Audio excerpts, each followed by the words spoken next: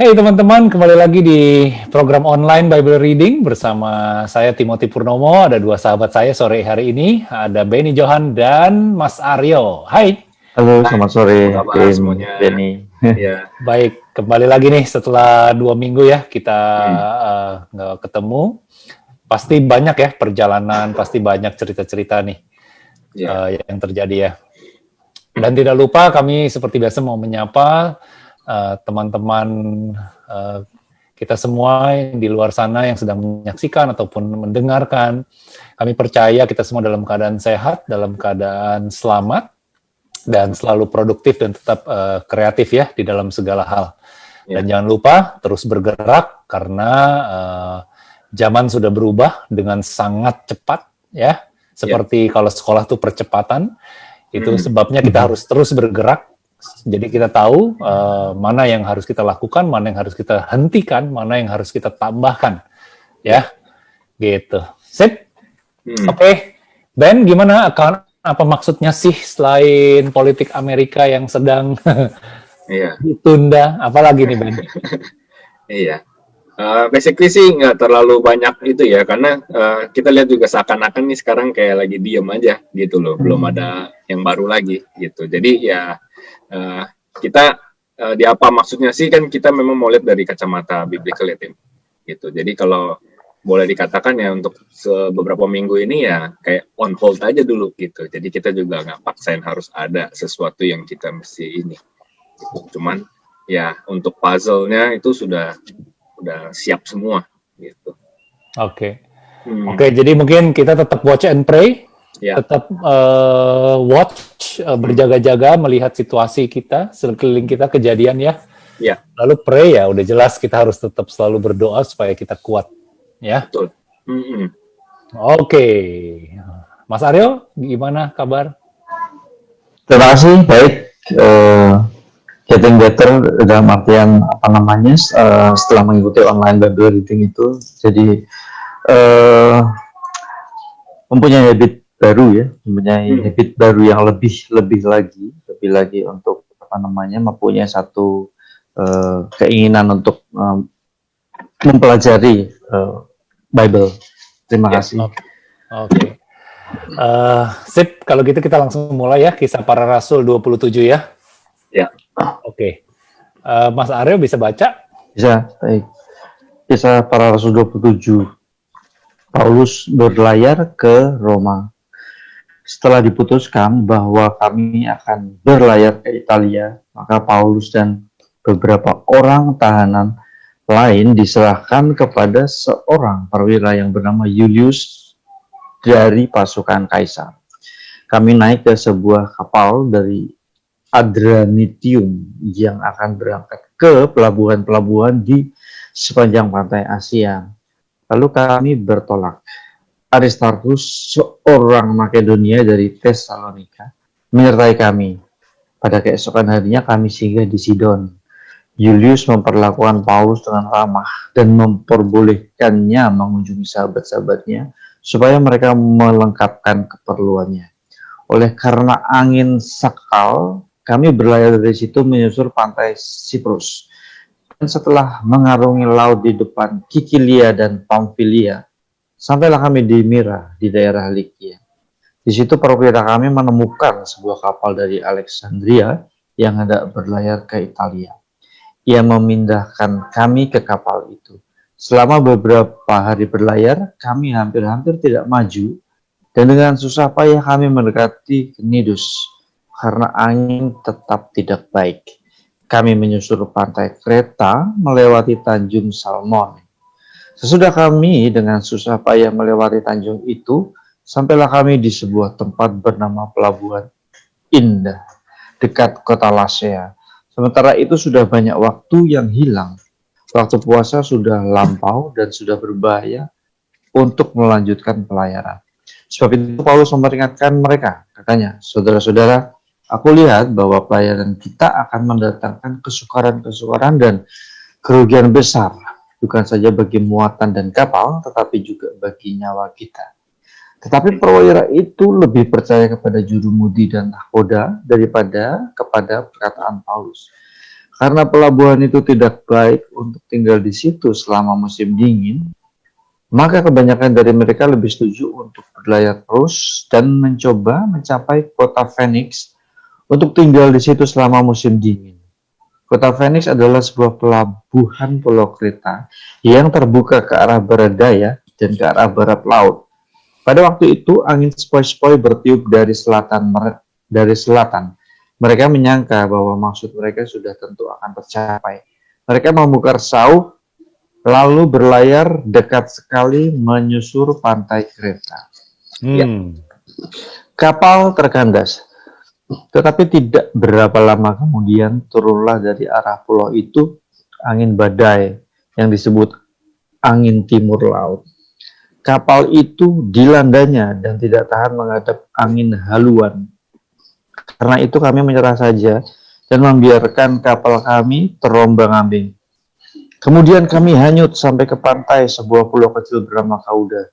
Dan di situ dengan susah payah kami dapat menguasai sekoci kapal itu. Dan setelah sekoci itu dinaikkan ke atas kapal, mereka memasang alat-alat menolong dengan melilit kapal itu dengan tali.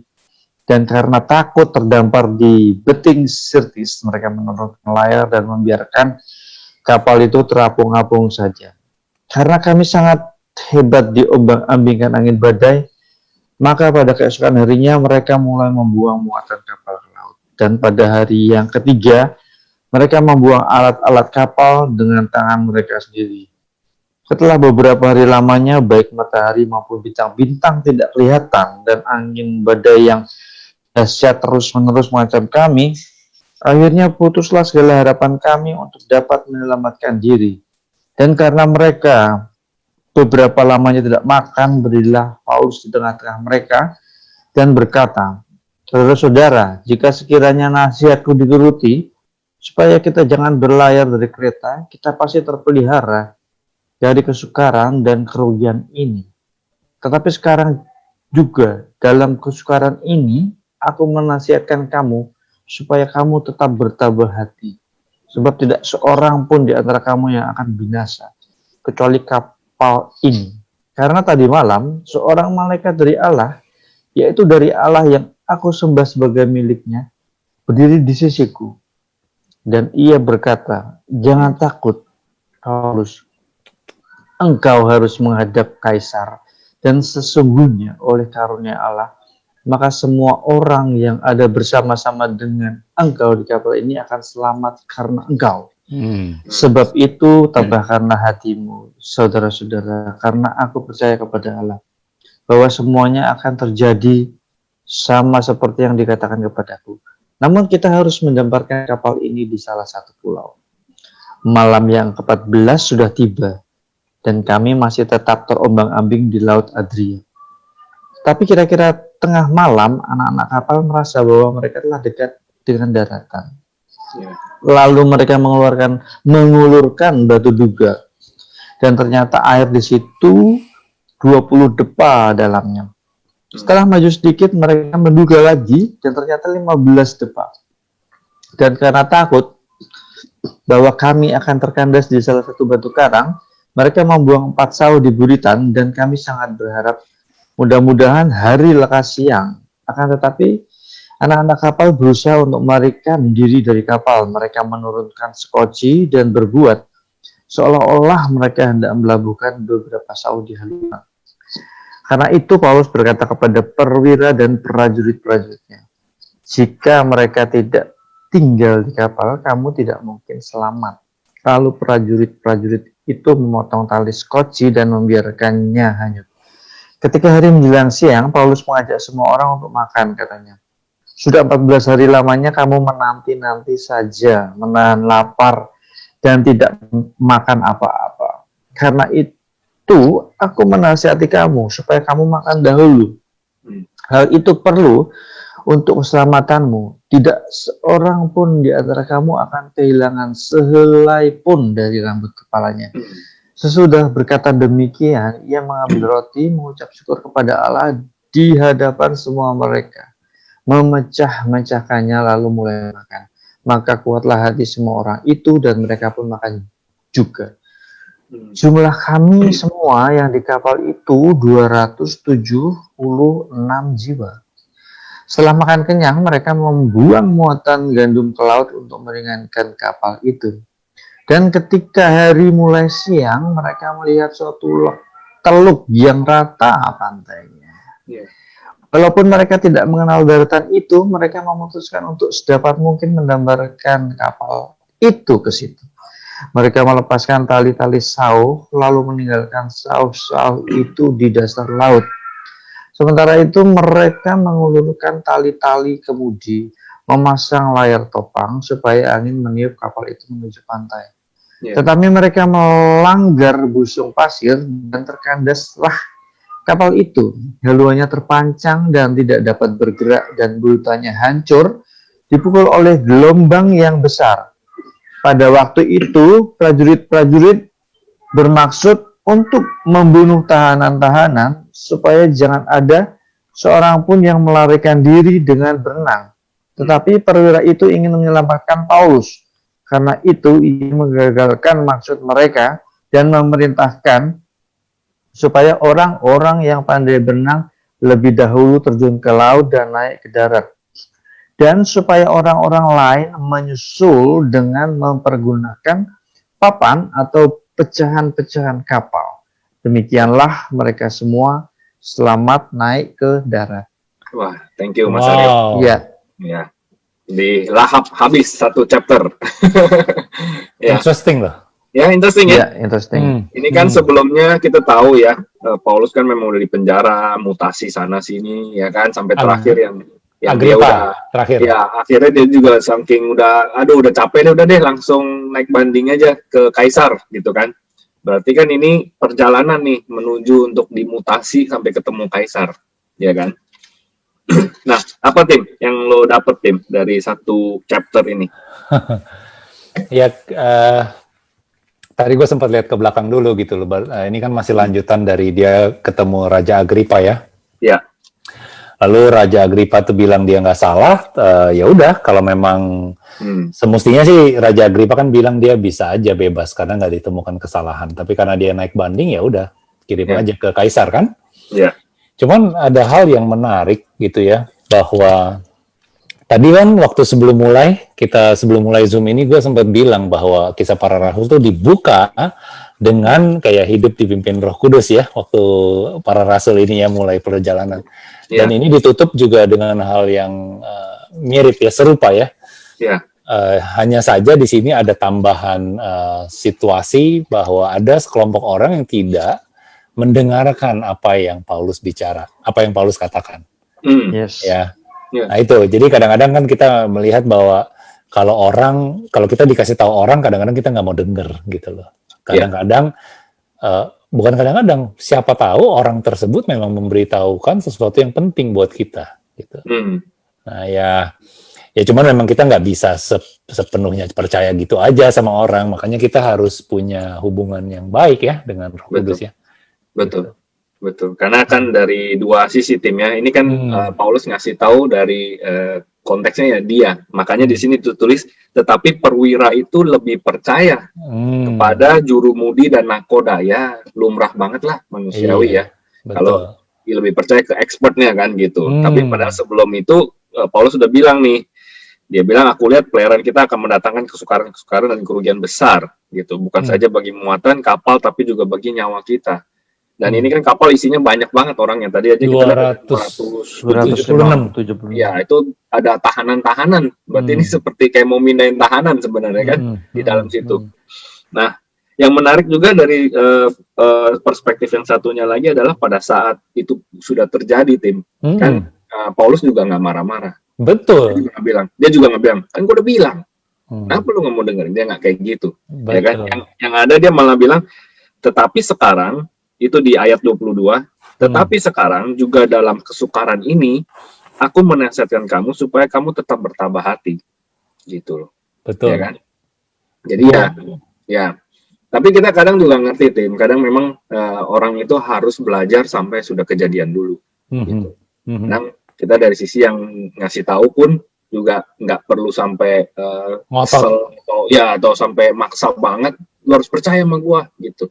Karena pembelajaran orang-orang kan berbeda-beda gitu.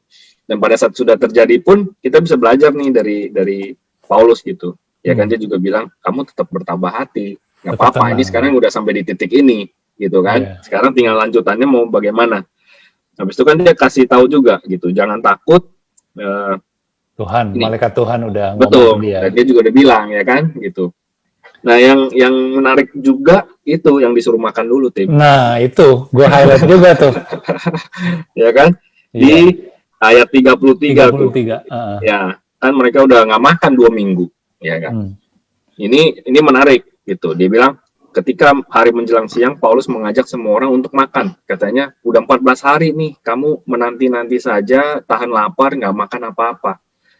Karena itu aku menasihati kamu supaya kamu makan dahulu. Betul. Ya, tidak seorang pun di antara kamu akan kehilangan sehelai pun dari rambut kepalanya. Ini dia pakai firman Tuhan. Karena yang ya kan ingat kan Tuhan aja jaga burung gitu, apalagi manusia gitu. Makanya dia bilang nggak ada satu helai pun yang hilang. Intinya gini, intinya ada masa-masa kehidupan kita tuh yang saking kita stresnya Tim.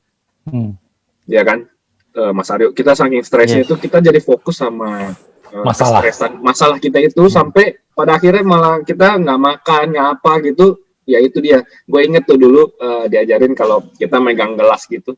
Ini gelas kan nggak berat nih. Tapi kalau kita pegang 3 jam, ini tangan bisa kaku juga gitu. Ini tangan bisa keseleo juga kalau kita begini terus. Gitu. Tapi kalau udah lama ya kita harus taruh. Gitu. Maksudnya memang sih hidup pasti ada stresnya gitu. Nah di sini dikatakan gitu, jangan terus-terusan gitu. Kita juga perlu juga nih makan untuk badan kita apa segala macam. Karena kecenderungan kalau kita udah lagi stres kita lupa makan, dan kita langsung bilang mah kita naik, lambung naik, kalau segala macam gitu kan, malah jadi menciptakan masalah-masalah yang baru. Gitu. Makanya diajak makan dulu, mengambil roti, mengucap syukur. Iya. Ini kan luar biasa. Iya. Gitu. Di dalam kesetresan 14 hari ini udah terompang-ambing kemana-mana, nggak ketemu daratan, ya kan dipikir udah bakal mati lah kita semua.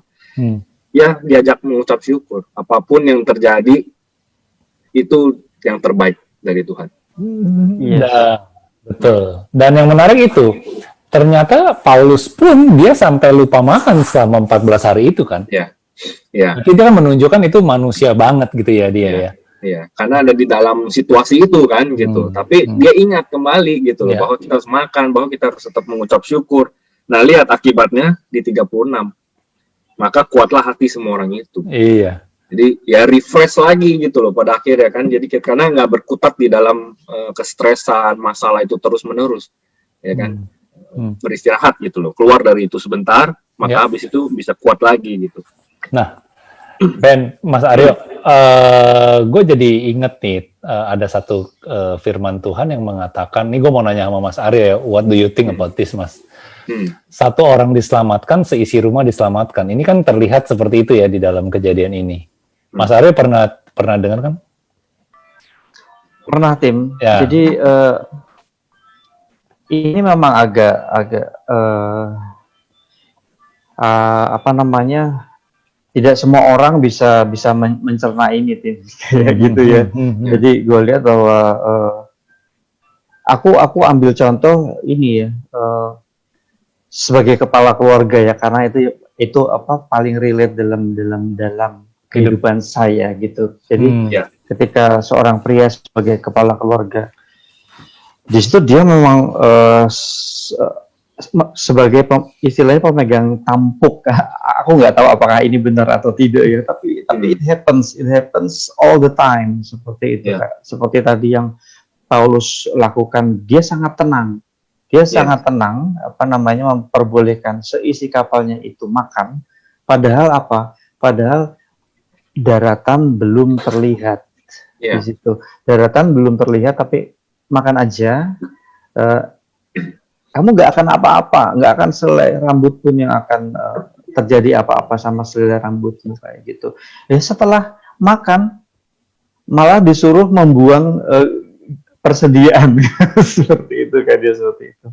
Terus ya benar, tidak lama kemudian daratan terlihat ya. Jadi Aku percaya ayat itu, Tim. Aku percaya eh, harus ada satu orang yang apa namanya, yang benar-benar memegang teguh iman. Istilahnya berpegang teguh pada iman. Nah, dia akan membawa keselamatan bagi seisi rumah di mana ia tinggal. Aku nggak tahu jelasinnya gimana, but I believe that first thing. Thank you. Nah, thank you Mas Aryo. Nih, jadi ini kita pernah ngobrol nih Ben ya, bahwa ketika satu orang diselamatkan maka seisi rumah diselamatkan, benar. Tapi harus ada tambahan yang dilakukan oleh orang tersebut ya. Ya. Mengabarkan firman Tuhan ya Ben. Ya, kita itu sudah pernah baca sebenarnya kalau kita ingat. Ada di Kisah Para Rasul juga. Itu Di tadi awal, ya? ngomong gue langsung cari. Ada di Kisah Para Rasul 16. Kita balik sedikit ke Kisah Para Rasul 16. Ada di ayat ini 31 ya. Kalau udah buka gue baca nih. Ya. Ya, ada di chapter yang 16 ayat 31. Jawab mereka, percayalah kepada Tuhan Yesus Kristus dan engkau akan selamat. Ini kan kita udah tahu, percaya Tuhan Yesus Kristus, kita akan selamat, ya. Terus ada tambahannya, engkau dan seisi rumahmu, titik. Ya, biasanya kita berhenti sampai di sana dan kita bilang, oke, kita percaya kalau ada satu orang udah diselamatkan, pasti seisi rumah diselamatkan. Tapi ini ada kelanjutannya di ayat 32. Lalu mereka memberitakan firman Tuhan kepadanya dan kepada semua orang yang ada di rumahnya. Jadi kita nggak bisa cuma karena kita udah percaya dan kita stay diem gitu. Tapi tetap kita lakukan lewat perbuatan kita, lewat percakapan kita, lewat ya apapun itulah gitu. Setidaknya kita menyampaikan kabar baik itu. Jadi itu bagiannya kita. Nah, pada saat kita sudah lakukan itu, di sini firman-nya tulis, ya kan? Yang tadi, engkau akan selamat, engkau dan seisi rumahmu gitu. Ya, betul. Jadi itu dia Mas Aryo. Jadi saya mau nambahin itu bahwa kita jangan berhenti hanya jadi orang percaya di dalam satu rumah ini, di dalam rumah kita gitu. Kita juga harus memberitakan firman Tuhan itu termasuk kepada orang-orang di rumah kita. Ya, memberitakan firman itu maksudnya bukan maksa setiap anggota keluarga, kamu harus baca, kamu harus baca 10 pasal. Jangan, bukan gitu, tapi dari perbuatan gitu ya. Dari perbuatan sih kebanyakan. Iya, dari perbuatan, dari cara kita mengucap syukur, ya kan, kita sebelum makan, kita berdoa, apa segala macam, itu semua hal-hal kecil aja, tapi dilihat pasti. Gitu. Betul. Ya kan? Oke, lanjut, pasal 28, gue baca ya. Oke. Kisah Para Rasul 28. Setelah kami tiba, Paulus di Malta. Setelah kami tiba dengan selamat di pantai, barulah kami tahu bahwa daratan itu adalah Pulau Malta. Penduduk pulau itu sangat ramah terhadap kami. Mereka menyalakan api besar dan mengajak kami semua ke situ karena telah mulai hujan dan hawanya dingin. Ketika Paulus memungut seberkas ranting-ranting dan meletakkannya di atas api, keluarlah seekor ular beludak karena panasnya api itu. Lalu menggigit tangannya. Ketika orang-orang itu melihat ular itu terpaut pada tangan Paulus, mereka berkata kepada yang lain, orang ini sudah pasti seorang pembunuh. Sebab meskipun ia telah luput dari laut, ia tidak dibiarkan hidup oleh Dewi Keadilan. Tetapi Paulus mengibaskan ular itu ke dalam api dan ia sama sekali tidak menderita sesuatu. Namun mereka menyangka bahwa ia akan bengkak atau akan mati. Rebah seketika itu juga. Tetapi sesudah lama menanti-nanti, mereka melihat bahwa tidak ada apa-apa yang terjadi padanya, maka sebaliknya mereka berpendapat bahwa ia seorang dewa. Tidak jauh dari tempat itu ada tanah milik gubernur pulau itu. Gubernur itu namanya Publius. Ia menyambut kami dan menjamu kami dengan ramahnya selama 3 hari. Ketika itu ayah Publius terbaring karena sakit demam dan disentri. Udah ada ya? Paulus masuk ke kamarnya. Ia berdoa serta menumpangkan tangan ke atasnya dan menyembuhkan dia. Sesudah peristiwa itu datanglah juga orang-orang sakit lain dari pulau itu dan mereka pun disembuhkan juga.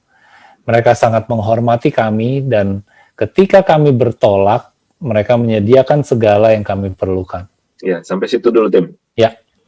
Itu tadi lu bilang, menarik ya, udah tahu ya ada sakit demam dan disentri ya, gitu. Tapi yang pas lagi di kapal tadi yang sebelumnya yang dibaca sama Mas Aryo, yang dia semuanya kan itu subjeknya tuh kami, ingat nggak Tim? Ya, ya, Dan kami pun terombang-ambing, iya, kami iya. begini. Nah, yang tulis itu siapa kami? Kami kan itu yang tulis. Lukas bukan ini kan? Iya, betul. Nah, Lukas itu kan dokter, Tim. That's why dia Kenapa? bisa bilang, ini ada demam, ada disentri. Gitu. Iya. Ya kan? Jadi kalau kita lihat ini jadi, oh iya ngerti, karena yang tulis itu dia. Makanya spesifik banget dan detail banget. Iya. Yang nulis seorang dokter, gitu. Lalu, Lalu, tadi yang menarik itu ya, nyampe di Pulau Malta, ya kan? Ada api, digigit tangannya si Paulus sama ular. Ya kan, habis itu langsung mereka bilang, wah ini pasti pembunuh. Karena mereka tahu di dalam kapal itu kan isinya banyak tawanan. istilahnya, banyak kriminal ya kan. Wah ini pembunuh nih, begitu. Biarpun dia udah selamat, digigit, dia pasti mati. Pada saat dia nggak mati, malah dia nggak kenapa-napa, malah dibilang, wah ini dia dewa nih. Ini sifat manusia banget gitu, ya kan? Sifat manusia banget, di mana manusia itu bisa cepet banget. Dari mengidolakan seseorang langsung bisa membenci seseorang. Yes. Dan sebaliknya ya. Ya, dan sebaliknya. Iya. Dari membenci tiba-tiba mengidolakan sekali. Nah, ini yang kita mesti hati-hati gitu. Karena justru kita sering ngomong fokus kepada Tuhan. Fokus kepada Tuhannya. Kita nggak fokus kepada manusia. Ya kan? Nah, itu yang tadi. Yang satu titik dari pembunuh, berikutnya dia dibilang dia dewa. Ya. Terus apa lagi Tim? Itu basically gitu ya? Iya, Cukup straightforward ya? ya cukup straightforward kok itu. Iya. Oke, lanjut gue baca ya. Berikutnya ya. Yes. Ya. Paulus tiba di Roma. Nah, udah sampai ke Roma nih. 3 bulan kemudian, kami berangkat dari situ naik sebuah kapal dari Alexandria yang selama musim dingin berlabuh di pulau itu.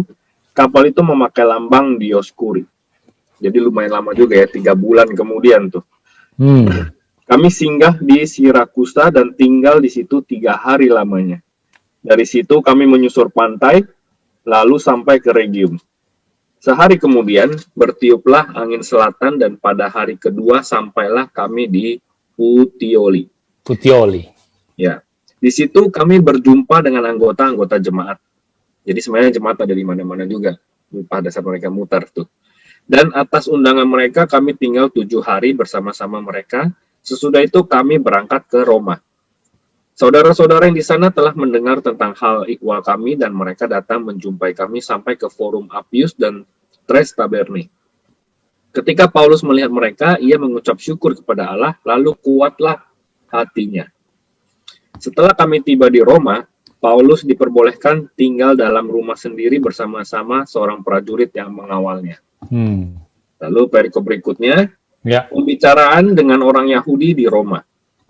3 hari kemudian Paulus memanggil orang-orang terkemuka bangsa Yahudi dan setelah mereka berkumpul, Paulus berkata, saudara-saudara, meskipun aku tidak berbuat kesalahan terhadap bangsa kita atau terhadap adat istiadat nenek moyang kita, namun aku ditangkap di Yerusalem dan diserahkan kepada orang-orang Roma. Setelah aku diperiksa, mereka bermaksud melepaskan aku, karena tidak terdapat suatu kesalahan pun padaku yang setimpal dengan hukuman mati. Akan tetapi orang-orang Yahudi menentangnya dan karena itu terpaksalah aku naik banding kepada Kaisar. Ya, makanya dia ada di Roma nih sekarang. Tetapi bukan dengan maksud untuk mengadukan bangsaku. Itulah sebabnya aku meminta supaya aku melihat kamu dan berbicara dengan kamu, sebab justru karena pengharapan Israel lah aku diikat dengan belenggu ini. Akan tetapi mereka berkata kepadanya, kami tidak menerima surat-surat dari Yudea tentang engkau, dan juga tidak seorang pun dari saudara-saudara kita datang memberitahukan apa-apa yang jahat mengenai engkau. Jadi di Roma ini namanya Paulus nggak sejelek itu sebenarnya. Tetapi kami ingin mendengar dari engkau bagaimana pikiranmu, sebab tentang mazhab ini kami tahu bahwa di mana-mana pun ia mendapat perlawanan. Lalu mereka menentukan suatu hari untuk Paulus.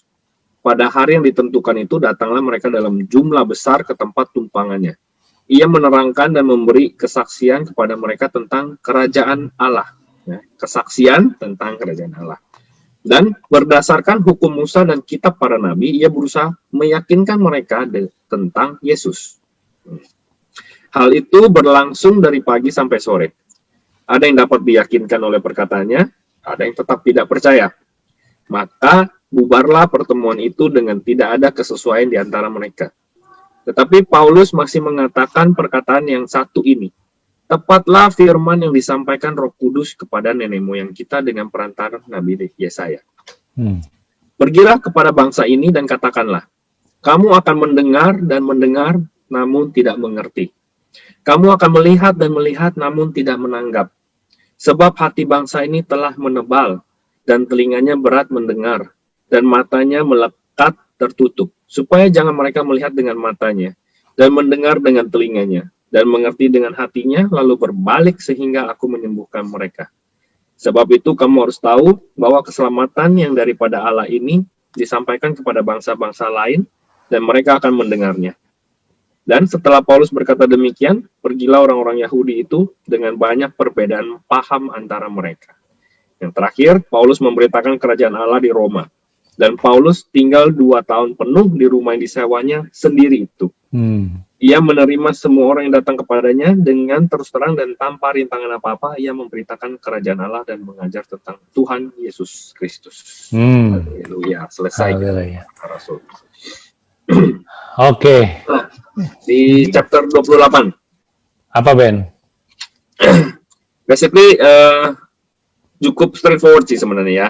Gitu. Iya. Jadi pokoknya dia udah sampai ke Roma. Jadi dari Yerusalem kena tuduhan, jalan tuh. Ngiter sampai pada akhirnya dia sampai di Roma karena memang dia naik banding kan sama Kaisar. Kaisar ada di Roma. Gitu. Yang menarik ya itu, yang terakhir itu dia mengutip yang Nabi Yesaya itu. Iya. Ini yang dikutip sama juga sama Tuhan Yesus sebenarnya. Ini kan juga pernah kan dia bilang seperti itu. Iya. Ya kan? Dia juga pernah bilang seperti ini, yaitu mendengar dan mendengar namun tidak mengerti. Melihat ya. Tidak mengerti. Jadi itu yang membedakan yang kita mention terakhir, Tim. Hear but not listen. Iya. Nah, kalau cuma hear doang, semua orang dengar. Ya, kayak kita dengar musik. Kita dengar lagu gitu. Hear, oke. Misalnya gue bilang, ini ada lagu terkenal nih, top 10 sekarang di Billboard. Oh ya, gue pernah dengar lagu ini. Nah, itu pernah dengar. Tapi kalau listen, you will listen to the lyrics dan you tahu artinya itu ngomongin apa sebenarnya. Ya, itu contohnya kalau dari sisi kayak musik dan lagu. Sama kayak melihat dan melihat namun tidak menanggap. Gitu. Itu kan kita sering, kalau kita mau konteks ke zaman sekarang, kita sering sekarang karena kita mau teman-teman juga tahu timeline-nya Tuhan apa, kita bisa aja lihat apa yang sedang terjadi setiap hari, tapi kita nggak menanggap kalau bahasa Indonesia di sini. Just see, tapi kita nggak benar-benar watch. Jadi hear itu listen. Kalau see, doang lihat aja, kayaknya ada deh. Tapi kita nggak watch. Kalau kita watch, kita benar-benar lihat. Oh, ini sudah sampai ini. Ini yang terjadi.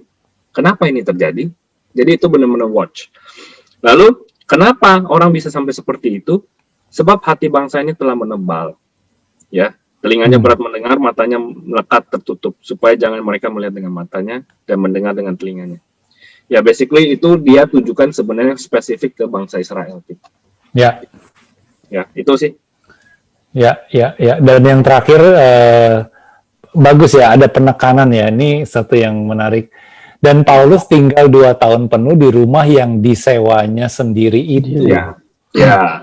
Kenapa dia harus nulis kalimat itu ya kan? Iya. Spesifik detail. Karena Paulus itu memang ya dia kan bilang dia kerja juga. Iya. Ya kan? Iya. Jadi melayani Tuhan bukan berarti kita nggak mengerjakan apa-apa ya sehari-hari gitu ya. Ya. Maksudnya even seorang pendeta pun gitu ya, dia pasti punya pekerjaan sehari-hari ya, mungkin pekerjaannya di dalam gereja atau di luar gereja. Gitu. Yes. Betul. Ya. Terus ini tadi pokoknya sepanjang perjalanan ini kita belajar banyak tentang Paulus, yaitu dimanapun dia ditempati, mau di penjara, mau di kapal di tengah laut yang lagi badai, mau sampai sudah di Roma, ya kan, mau di rumahnya siapa, pokoknya dia tetap mengabarkan Injil, ya kan? Iya. Di 23 itu ia menerangkan dan memberikan kesaksian kepada mereka tentang kerajaan Allah, ya kan? Terus ia berusaha meyakinkan mereka tentang Yesus. Jadi kemanapun dia pergi ya, sebenarnya ini amanat agung selalu dilakukan sama dia. Iya. Ya. Awesome. Yeay, kita akhirnya kelar satu buku ya, Kisah Para Rasul. Oke. Ben, apa nih kalau kita dari Kisah Para Rasul 1 sampai 28 kita buka lagi, apa yang kira-kira jadi benang merahnya nih, Ben? Kisah Para Rasul ya, kita lihat ya. Ini di mana sebenarnya ini kompilasi aja ya, kompilasi dari jemaat mula-mula, bagaimana itu terbentuk ya kan, pencurahan Roh Kudus ya kan, Tuhan Yesus naik, lalu bagaimana pergerakan jemaat mula-mula ini sampai tersebar di beberapa tempat perjalanannya Paulus ya kan. Jadi ini sebenarnya kompilasi yang ditulis oleh Lukas. Ya, lalu nanti baru secara spesifik nanti ada yang surat Paulus di jemaat Roma. Nah, kan dia di Roma nih. Nah, suratnya apa isinya? Dia tujukan secara spesifik. Nanti lagi ada lagi di Galatia, di Efesus. Nah, itu udah lebih spesifik lagi. Jadi yang kita lihat nih, pokoknya digabung supaya kita dapat gambaran besarnya. Ya. Oke, kalau dari gua kita lihat di Kisah Para Rasul ini yang pertama kan tentang Roh Kudus dijanjikan ya, judulnya ya. Nah, ini satu hal yang cukup esensial ya di dalam kehidupan kekristenan ya. Bagaimana kita hidup dipimpin oleh Roh Kudus. Tapi kan hidup dipimpin oleh Roh Kudus itu adalah hasil atau buah. Ya. Buah dari sebuah usaha bagaimana kita bisa kenal ya, pengenalan kita akan Roh Kudus itu yang awal-awalnya kita mesti tahu gitu loh. Ya kan? Gitu. Ya, betul. Jadi kalau kita lihat, kita buka dengan Roh Kudus, lalu perjalanan Paulus dan para rasul itu sampai akhirnya di chapter 28 tuh seperti naik roller coaster gitu loh, ups and down, tapi mereka made it gitu loh, akhirnya mereka berhasil gitu loh. Walaupun di tengah jalan ada yang harus mati gitu ya, karena Tuhan Yesus gitu, dan memang itu bukan janji ya, perkataan Tuhan Yesus itu memang nggak ada yang dia tidak menjanjikan enak gitu, bahkan dia bilang pikulah kuk ya kan, pikulah salib ya, dan pakailah kuk ini gitu loh. Jadi ya, tapi pada saat ada Roh Kudus di dalam kita, ya kita bisa lihat bagaimana Paulus di tengah yang kapalnya udah karam pun dia masih bisa tenang, dan dia bilang bahwa Roh Kudus, malaikat Allah berkata kepada dia gitu loh. Iya, betul. Satu hal lagi yang kayak benar-benar highlight sebenarnya kan ini juga kayak di compile juga sama Lukas tentang perjalanan imannya si Paulus. Gitu, dari dia seorang yang istilahnya dia menganiaya, ya kan, mengalami Tuhan sampai di terakhir dia udah jadi seperti apa. Jadi kita bisa ngelihat nih statistik hidupannya Paulus dari seorang yang seperti ini tadinya, dan pada akhirnya bisa berkenan sama Tuhan dan dipakai sampai seperti itu. Iya. Mas Aryo apa kalau dari Kisah Para Rasul ini? Satu highlight aja yang Mas Aryo dapat. Kalau buat saya sih, saya memandang Kisah Para Rasul itu sebetulnya it's like simulasi dalam kehidupan kita. Di mana kita pun sebetulnya akan hidup like a roller coaster ya dalam tiap pribadi kita. Nah, di Kisah Para Rasul itu banyak nasihat, banyak wejangan, what to do, what not to do, how to react. Respon ya. Ketika kamu ada di roller coaster yang terendah ataupun tertinggi, what is promised that God would do in your current situations gitu loh. Jadi itu kalau ditanya satu hal itu, to me it's like a simulations, bahwa nantinya di kehidupan tiap personal pribadi pasti akan ada kalian menghadapi itu, tapi nggak usah khawatir karena God would do something yang nggak pernah terlambat, itu aja. Dan Timo, terima kasih. Oke, Ben, Mas Aryo, kita sudahi sesi kali ini. Next session kita akan ke surat Paulus berikutnya, yaitu Galatia ya. Kita mau baca chronological ya setelah ini ya, dari surat-surat Paulus ya. Oke, thank you so much teman-teman udah bergabung hari ini. Kita akan lanjut ke sesi berikutnya. selalu jaga kesehatan, ya, tetap kreatif, tetap produktif, dan jangan lupa firman Tuhan terus dibaca. Sampai jumpa, bye-bye, God bless. Thank you Bye-bye. semuanya, Thank bye-bye, you. God bless.